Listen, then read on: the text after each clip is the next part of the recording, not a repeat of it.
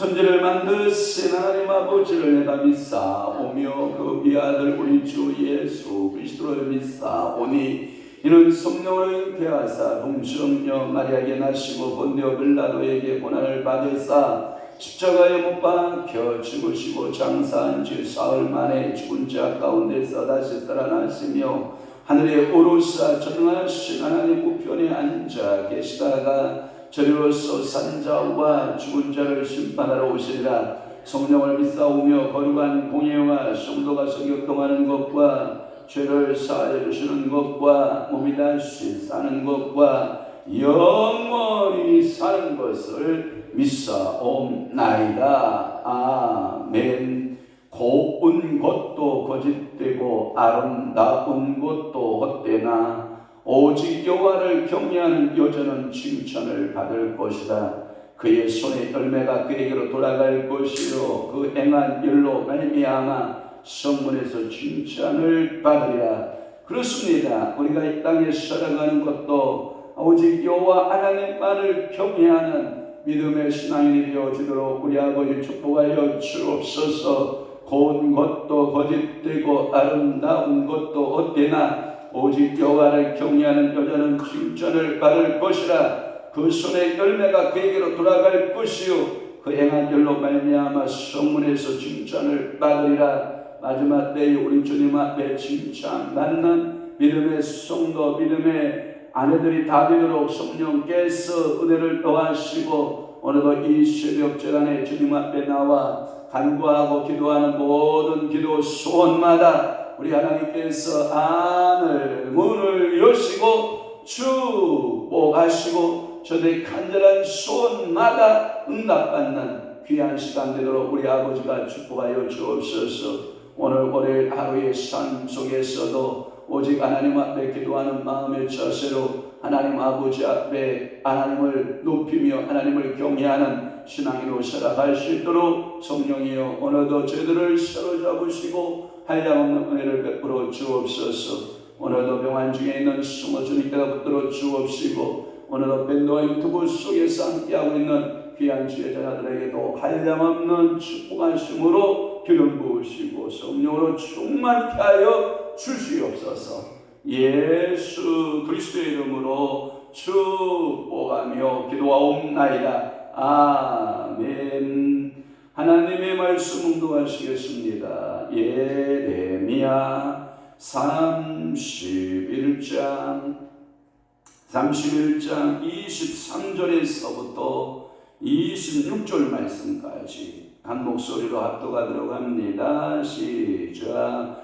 만군의 여호와 이스라엘 하나님께서 이와 같이 말씀하시니라. 내가 그 서러운 자를 돌아오게 할 때에 그들이 유다 땅과 그 성읍들에서 다시 이 말을 쓰리니 곧 의로운 초소요 거룩한 산이요 여호와께서 내게 복 주시기를 원하노라 할 것이며 유다와 그 모든 성읍의 농부와 양 떼를 인도하는 자가 거기에 함께 서리니 이는 내가 그 피곤한 심령을 상쾌하게 하며 모든 연약한 심령을 만족하게 하였습니다 하시기로 내가 깨어보니 내 잠이 달았더라. 아멘.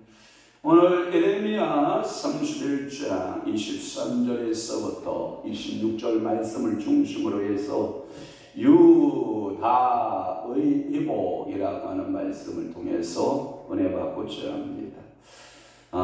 예레미야 31장 그 1절에서부터 22절 말씀까지는 이스라엘의 그 희복, 그러니까 이스라엘의 희복이라고 말하면 이스라엘을 다른 말로 하면 에브라임. 여러분 무슨 얘기인지 이해되시죠? 그러니까 북왕국 이스라엘을 말하는 거예요. 그러나 오늘 본문부터는 23절부터는 남쪽의 왕국 유다의 왕국을 말하는데 이 유다의 왕국에 대한 유다의 회복을 말하고 있는 거예요. 그러니까 순서대로 정한다면 북쪽이 먼저 멸망하기 때문에 아수르로 끌려가게 되고 좌우에 이제 남쪽 유다가 멸망할 때 바벨론으로 끌려가게 된단 말이죠. 그런데 이 유다의 회복에 대한 노래예요. 회복에 대한 예언이에요. 그래서 이것을 가리켜서 예언자의 무슨 표현? 시적 표현 이렇게 말하는 거예요. 그러니까 예언자의 시적인 표현을 우리는 볼 수가 있는 거예요. 그래서 그 예언 속에 반드시 하나님께서는 그 예언자에게 말씀을 입에 넣어주면 그 예언자는 그 말을 선포하고 그 선포된 말씀은 뒤돌아올 때 아무 성취함 없이 돌아온다. 반드시 성취한다. 반드시 성취한다라고 하는 거예요. 그래서 오늘 본문의 23절 말씀에 보면 그 예언의 근거, 예언이 어디서 왔느냐라고 하는 것을 또 23절 말씀에 그렇게 말하고 있어요. 그래서 만군의 여호와 이스라엘 하나님께서 이같이 말씀하십니다. 여러분들이 우리가 이사야서 강의를 풀면서 이사야가 하나님을 바라볼 때 특징적인 제목, 특징적인 이름이 뭔지 여러분 아시죠? 만군의 여호와라고 했다고 하는 것을 여러분들이 아마 마음속에 신경이 있을 거라고 생각이 돼요. 그래서 이 예레미야에게도 하나님의 계시 사건이 임하였는데 이 계시의 사건은 예레미야가 생각해서 지어낸 것이 아니라 누구로부터 온 것이다?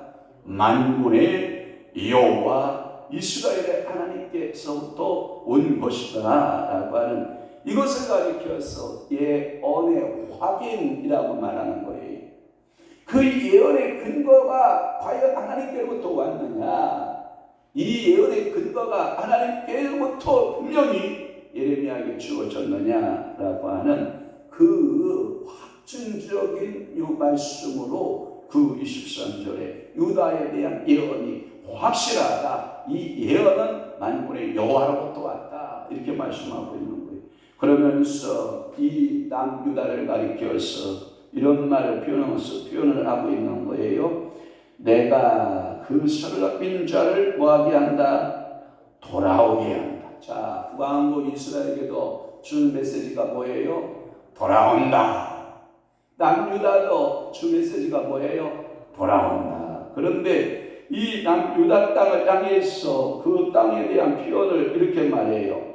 의로운 처소였다라는 표현을 써요.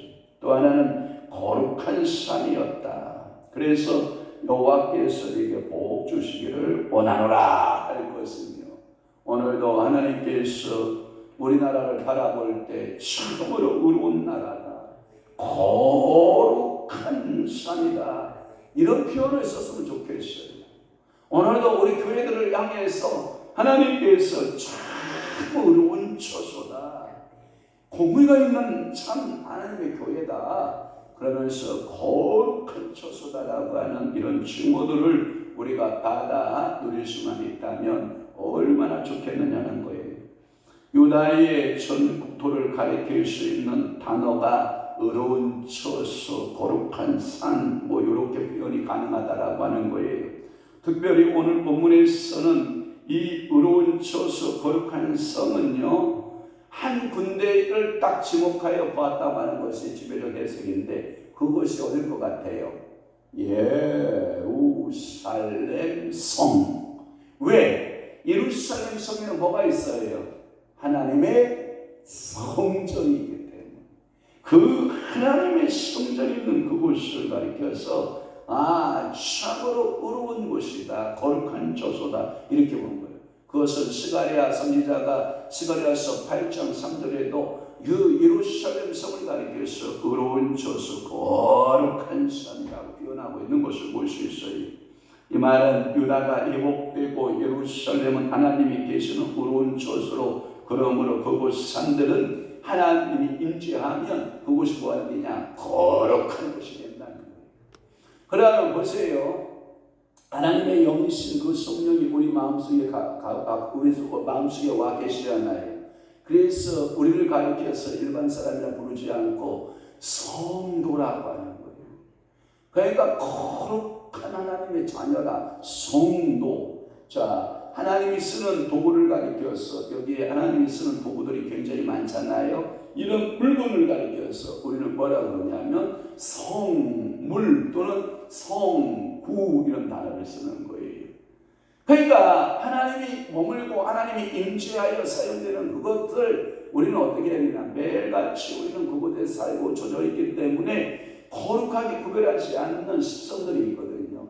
그런데 하나님은 거룩하게 뭐하라? 구별하라.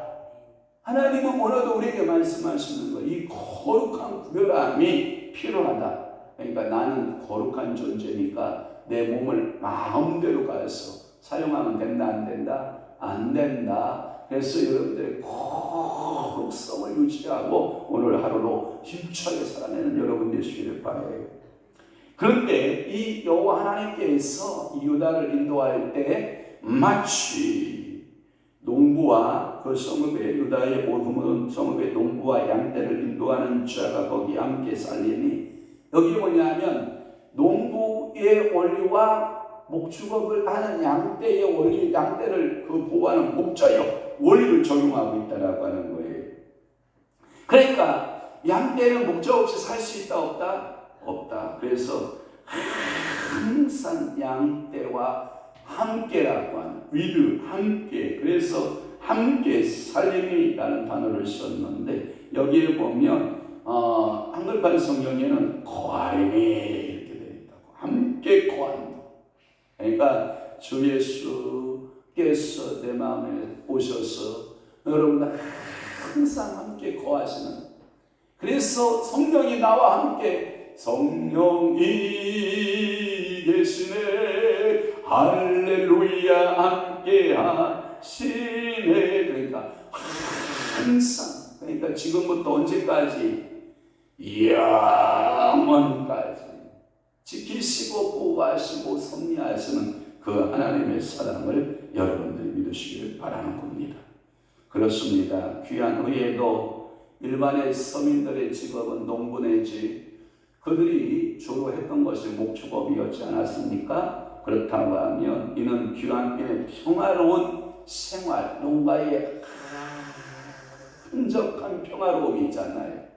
여러분들이 이곳에 교회가 있으니까 얼마나 여기 평화로움이 있어요.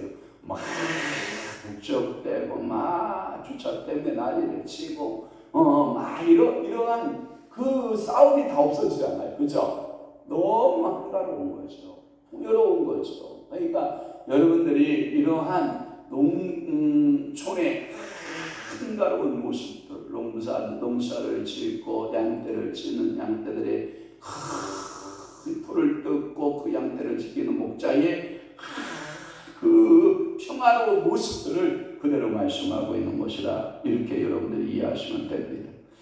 그래서 이 아모스 7장 14절 말씀에도 이러한 평화로운 농가의 모습을 비유로 예언하고 있는 것을 알 수 있습니다. 칼빈은 이것에 대해서 뭐라고 해석했냐면 이렇게 말씀하고 있어요. 회복된 교회의 모습이 이렇게 그림이 아름답다라고 하는 거예요. 그러니까 한가로운 여유가 있는, 싸움이 없고 전쟁이 없고 그리고 기근이 없고 슬픔이 없고 눈물이 없는, 그래서 농부와 양떼들이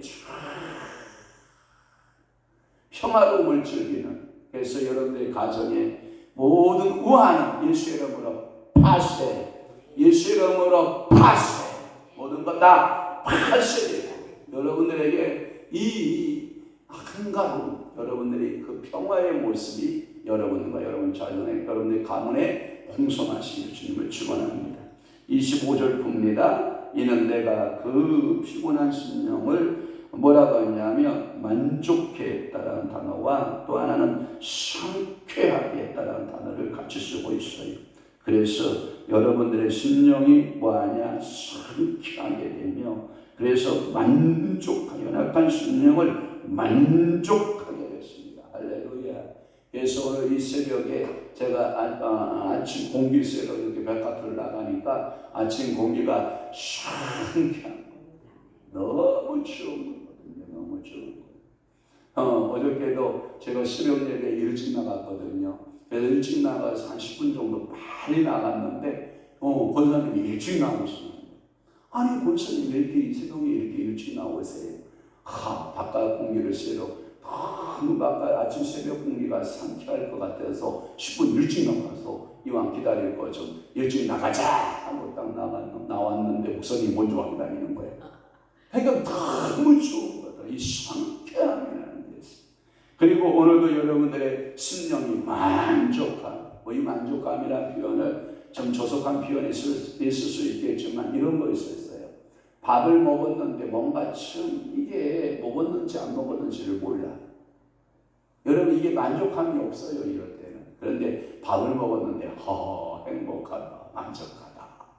이게 뭐냐면 저는 그런 느낌을 받아요. 그래서 저는 외식을 좋아하지는 않는데 아무리 맛있다고 하는 맛집 가서 밥을 먹고 오면 뭐가 이렇게 부족하고 미안해요.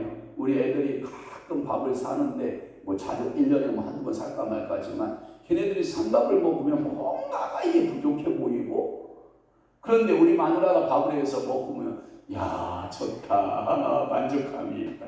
이게 뭐냐면 이게 마음이 그런 것 같아요.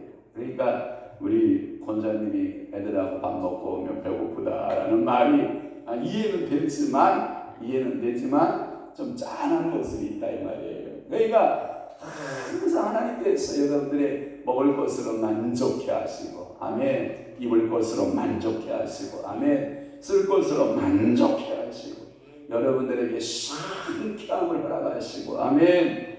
그래서 하나님은 돌아온 백성들이 포로 생활로 인해서 피곤해졌다 이 말이에요. 얼마나 먼 길을 갔다 오느라고 그리고 70년 동안 포로 생활하면서 얼마나 힘들었겠느냐 이 말이에요. 그러나 하나님이 뭘 주심으로? 은혜를 주심으로 그들의 심령을 상쾌하게 하고 그리고 그들에게 연약한 심령이 만족함을 주시고 그러니까 근심이 변하여 뭐가 되고 오히려 하나님을 향한 찬양함이 되고 오늘도 이렇게 농민과 목자들이 다 같이 평화롭게 살게 되었다. 할렐루야.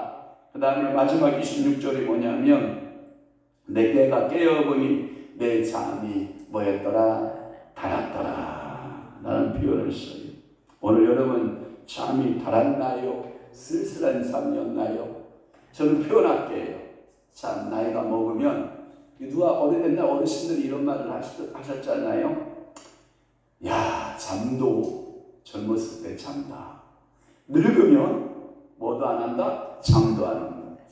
가끔마다 아침에 이제 우리 권사님들 모시러 가면 우리 권사님들이 이런 말을 해요.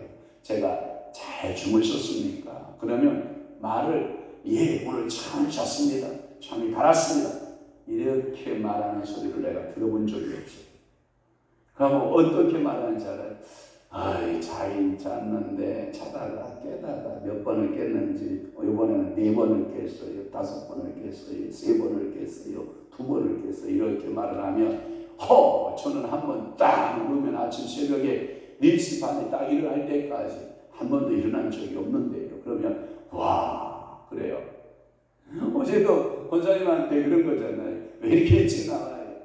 자다가 깨다가 그래서 자다가 깨다가 몇 시에 일어나셨는데 이렇게 일찍 나와요? 그랬더니 2시에 일어나서 잠이 안 오는 거예요. 그러면 2시에 일어나면 잠이 안 오면 오전 시간은 그럭저럭 에너지가 있어 버팅인다는 거죠.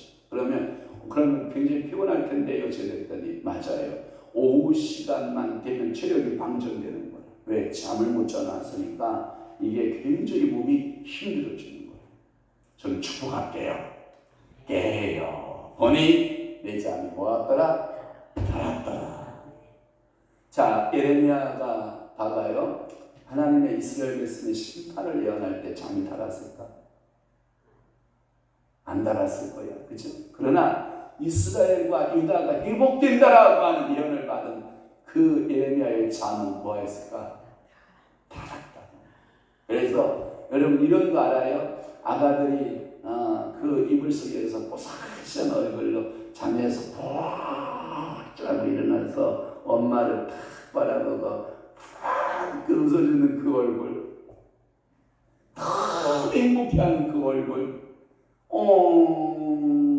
하고 딱 떴는데 내 사랑하는 엄마가 하고 있는 그 모습 보면 이 아가의 얼굴이 환해지는 거 여러분 알잖아요.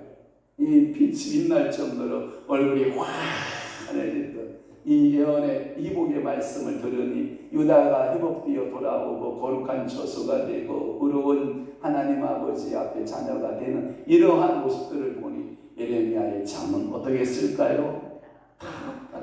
이것을 보고 뭐라고 그러냐면 주석에 이렇게 달려있더라고요. 예레미야가 이 포로 기활에서 돌아올 이스라엘과 유다의 모습을 보니까 황홀 상태에 빠졌다는 거예요. 무슨 상태? 황홀하다는 거예요. 그래서 항상 그들이 포로 가운데 돌아올 때 이 잠이 달았도다라는 표현 가운데 꿈꾸는 것 같았도다라는 표현 있죠. 알아요? 몰라요? 그러니까 이스라엘 백성들이 돌아올 때 그들이 꿈꾸는 것 같았다라고 하는 거예요.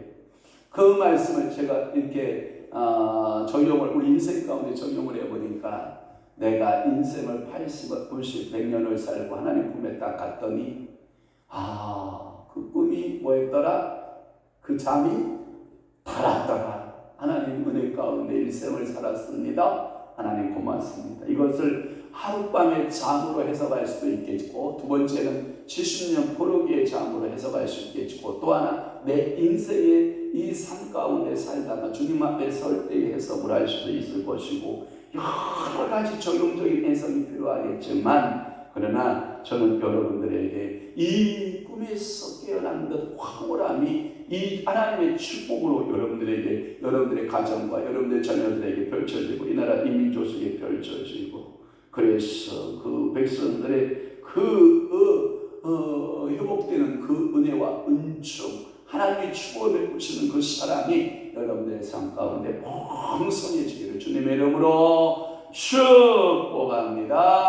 축원합니다. 기도하겠습니다. 좋으신 아버지 하나님, 오늘도 예레미야 31장 23절에서 26절 말씀을 중심으로 해서 유다의 회복에 대한 예레미야의 예언의 말씀을 듣게 하시니 감사합니다. 오늘도 그 축복권이 사랑하는 귀한 성도들에게 임하게 하여 주옵소서. 이제는 우리 주 예수 그리스도의 은혜와 하나님 아버지의 국존하신 사랑하심과 성령 믿음의 강화 교통 내주 위로 역사 충만하시니 오늘 남은 때에 더욱더 하나님의 말씀대로 살아 이복받고 하나님 말씀대로 살아 축복받으며 살기로 각오하고 결심하는 사랑하는 성도들 심령 위에와 교회 위에 이제로부터 영원토록